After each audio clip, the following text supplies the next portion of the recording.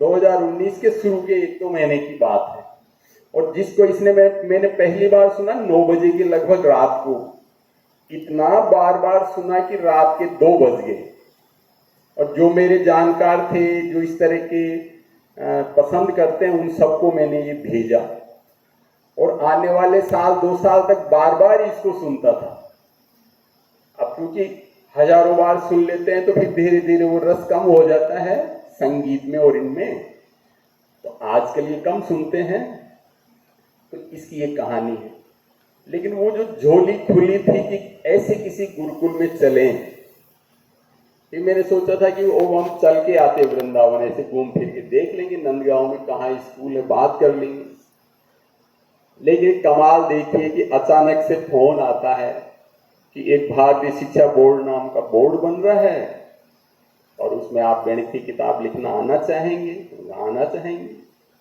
तो फिर दिल्ली आए, फिर पुस्तकों का लिखने का थोड़ा सिलसिला शुरू हुआ। तो 6 महीने तक मैं उसमें जुड़ा रहा। दिल्ली में गुरुकुल भी है। तो उन्होंने मतलब पता नहीं पूरे ये जो बड़े लोग होते हैं सारा हिसाब किताब तुरंत दिमाग में ले आते हैं। तो मैं एक नंबर भेजता हूँ कि थोड़ी देर में, उस पर आप बात कर लेना। तो स्वामी ईशदेव जी का नंबर आ गया, फिर उस पर बात कर ली। उन्होंने कहा अभी परीक्षाएं चल रही है, बाद में आना। तो फिर मार्च में मैं आया। तो जो वो छोटे घर के छत के ऊपर गुरुकुल चल रहा था, जहाँ खुशी और इसकी सहेलियां ऐसे भजन गा रही थी, तो वो देखो उससे बड़ा बृहत्तर गुरुकुल, बहुत बड़े बैनर वाला किसको मिल गया? मुझे मिल गया ना। तो आप झोली फैलाना शुरू करें। झोली फैलाना एक रूड मोटा शब्द हो सकता है। इसका सही शब्द यह हो सकता है कि हम सोचना शुरू करें, मन बनाना शुरू करें, मांगना शुरू करें। का मतलब है कि हम संकल्प लेना शुरू करें कि ऐसा होना चाहिए। बल्कि ये सोचना चाहिए कि हम आसमान में उड़कर जाएंगे, हवाई जहाज में बैठकर नहीं, ड्रोन में बैठकर नहीं, ऐसे ही ऐसे करके उछल जाएंगे ऊपर। इसीलिए कहते हैं कि कौन कहता है आसमान में छेद नहीं हो सकता। एक पत्थर तो उछालो, केवल एक बार बोल दीजिए ईश्वर का नाम। अगर आप ईश्वर को ओम से पुकारते हैं तो एक बार ओम बोल दीजिए मन से, अपने अंतर्मन से एक बार बोलेंगे तो वो जो बड़ा कार्य उतना ही फल हमको मिल जाएगा। तो इसकी एक कहानी सुनते हैं छोटी सी कि राजा दशरथ जंगल में गए शिकार करने। तो हम वो कहानी जानते हैं। और उनको आवाज आई तो उन्होंने सोचा कोई जंगली जानवर पानी पी रहा है, डब डब की आवाज आई। उन्होंने शब्द भेदी बाण चला दिया। बाण लगा निशाने पर जाकर, जहां भी वो था, जैसे आजकल मिसाइलें जाती है। और आवाज आई मनुष्य की, आ करके। उन्होंने सोचा गजब हो गया। तो दौड़ कर गए, जाकर देखा तो श्रवण कुमार के वो तीर लगा हुआ था। और उसने केवल इतना बताया कि अब पास में मेरे अंधे माता पिता बैठे हैं, उनको जल पिला दो। तो राजा वहां गए, उनको जल पिलाया। तो वो जो भी घटनाएं हुई, तो उन्होंने सोचा आज बहुत बड़ा पाप हो गया है। तो अयोध्या में ने आके सीधे गुरुजी वशिष्ठ के आश्रम में गए। जाते ही पूछा, जैसे कल हमारे धनखड़ जी बिना अपॉइंटमेंट लिए राष्ट्रपति के पास चले गए, तो सबको आश्चर्य हुआ। लोग ठिकाने पे नहीं थे, रात को 9 बजे सब आराम के मूड में थे। तो ऐसे वो अचानक चले गए, जाते का गुरुजी से मिलना है। तो उनके पुत्र थे, उन्होंने कहा गुरुजी तो आज आश्रम में नहीं, कहीं बाहर गए हुए हैं, बोलिए कि मुझसे एक बहुत बड़ा पाप हो गया है। मैंने ऐसे ऐसे गलती से अनजान में एक व्यक्ति को मार दिया है, तो प्रायश्चित करना है। तो वो जो उनके पुत्र थे, उन्होंने कहा कोई बात नहीं, हम बता देते हैं। तो आप बैठकर 3 बार राम राम राम बोल दीजिए। ये राम का मतलब उनके बेटे का नाम नहीं है। ईश्वर का नाम हजारों नाम है, उनमें से राम नाम पहले से ही है, कृष्ण नाम पहले से ही है। ये ईश्वर के नाम हैं। तो उन्होंने राम राम राम अपना जो भी विधि थी उसे बोलकर फिर अपने घर आ गए। घर आने के लिए जब लौट रहे थे आश्रम से तो वशिष्ठ जी मिल गए कि राजन आप अभी यहां कैसे आए अचानक से। तो उन्होंने पूरी बात बताई कि ऐसे ऐसे हुआ, तो आपके सुपुत्र मिल गए, उन्होंने मुझे बताया कि 3 बार राम। तो उनको बड़ा गुस्सा आया। 3 बार राम लेने की क्या जरूरत थी, एक ही बार कहना चाहिए था। एक बार राम कहने से वो सारे पाप हो जाते। दुल्हन से जो फल मिलता है वो ऐसे भी मिल सकता है। तो कहां पर हमारा पाप बढ़ता जाता है, कहां पर पुण्य बढ़ता जाता है, इनके बहुत आसान आसान उपाय हैं। तो सरल तरीकों को हम जाने। अब जाने कहां से, जानने के लिए पात्र बनना पड़ता है, और पात्र भी पूर्ण होना चाहिए। अब नदी में बहुत पानी बह रहा है, पात्र लेकर जब जल लेने जाएंगे तो जैसा पात्र होगा उतना जल लेकर आएंगे। छोटा होगा कम लाएंगे, बड़ा होगा ज्यादा लाएंगे, लेकिन वो छिद्र युक्त नहीं होना चाहिए।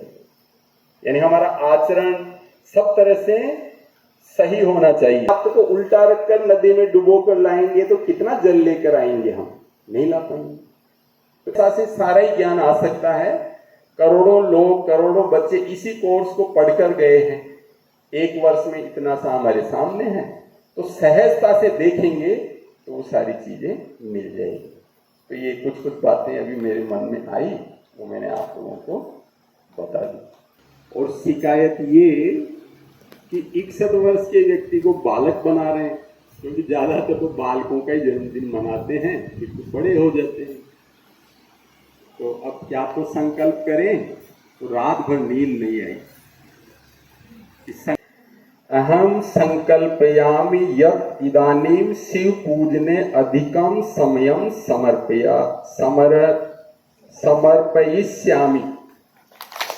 यानी I resolve that now I will devote more time to Shiv worship। यानी मैं संकल्प करता हूं कि अब शिव आराधना में अधिक समय दूंगा। दूसरा है अहम संकल्पम करोमि यत् भोजनम कुर्वन् पटलानि न पश्यामि केवलम धार्मिकम व आध्यात्मिकम सामग्री शृणोमि। संकल्प करता हूं कि भोजन करते समय स्क्रीन नहीं देखूंगा, और यदि कुछ सुनूंगा, सुन तो सकते हैं लेकिन वो धार्मिक या आध्यात्मिक होगा। तीसरा अहम समयेन व समयात् पूर्वम व प्रार्थना सभाम प्राप्तुम संकल्पयामि। I resolve to reach the prayer meeting on time or before time। यानी चौथा व्याकरण से मौलिक सिद्धांतान न्यूनाति न्यूनम प्रथम पाद सूत्राणाम अर्थम च अवगंतुम प्रयत्नः करणीय इति संकल्पम करोमि। I resolve to try to understand the basic principles of Panini Ashtadhyayi and the meaning of the sutras of at least its प्रथम पाद। तो प्रथम पाद के सिद्धांतों को समझने और सूत्रों के अर्थ समझने का प्रयास करें। और अगला है श्री गंगा स्तुतिम कंठस्थम कर्तुम संकल्पम करोमि। गंगा स्तुति को याद करूंगा ताकि तो गंगा के पास हम रहते हैं तो बोलने का अभ्यास करें। छठा है कृत्वा श्री विष्णु सहस्र नामस्य अध्ययनम कर्तुम संकल्पम करोमि। I resolve to study Sri Vishnu Sahasranam in depth and make notes। सातवां यत्र आवश्यकम तत्र न इति वक्तुम प्रयत्नः करणीय इति संकल्पम करो। I resolve to try to say no where necessary। क्योंकि फंस जाते हैं, हाँ भर लेते हैं हर जगह, तो कोशिश करेंगे कि ना कहना सीखें, ना कहने का प्रयास करो। और प्रतिज्ञा करोमि यत् गुरुकुलस्य आचार्याणाम व्यक्तित्व सुधार संबंधाः सर्व प्रश्नाः मम क्षमतानुसारं समाधानं करिष्यामि। तो उसके लिए भी दृढ़ता की जरूरत होती है, क्योंकि कुछ कठोर भी कहना पड़ेगा, कुछ प्रशंसा भी करनी पड़ेगी। तो अगर कोई ऐसे चाहेंगे तो उसके लिए प्रयास करूंगा। तो ये मेरे आज के ये संकल्प हैं। तो 61 वर्ष यानी 6 के 10 मिले तो 6 संकल्प लेना चाहिए था, मैंने ऐसे सोचा था। तो ये 6 से 1 तो ज्यादा हो गए। जब मैं रिटायर हो गया तो सब तरफ से ये दबाव था कि अब ये निठल्ले हो गए हैं, काम से बचते हैं, इसलिए तो इन्होंने नौकरी छोड़ दी, अब क्या करेंगे। अब अर्थ की समस्या होती है, कार्य की समस्या होती है। तो अर्थ की तो कोई कमी थी ही नहीं, जितना नौकरी में रहते हुए अर्थ आने वाला था उतना रिटायरमेंट के बाद भी आने वाला था। दूसरा कार्य का था कि करेंगे क्या दिन भर। तो ऐसे उन्हीं दिनों की ये बात याद है, यानी 2019 का जनवरी फरवरी होगा।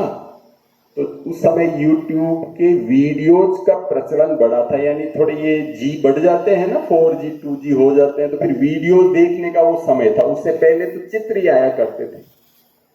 तो अचानक से एक भजन मुझे सुनाई दिया।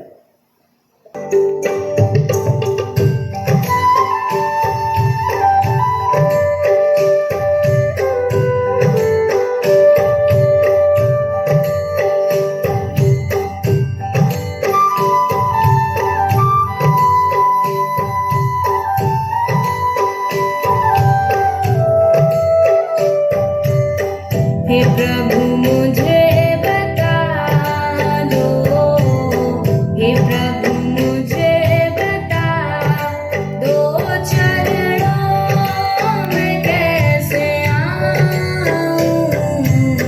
हे प्रभु मुझे बता दो, हे प्रभु मुझे बता दो, चरणों में कैसे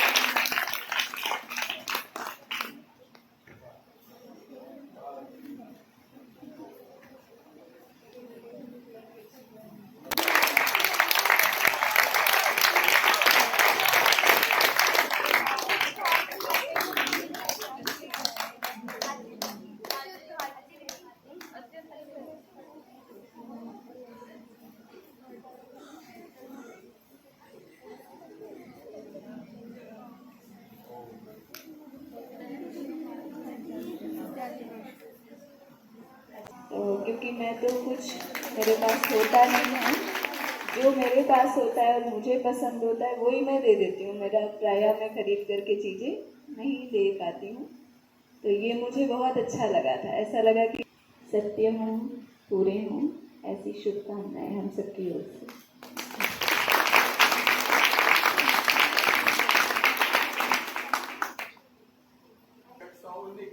नहीं दिया है, उनको मिठाई कम मात्रा में मिलेगी, जिन्होंने दिया उनको ज्यादा मात्रा में मिलेगी।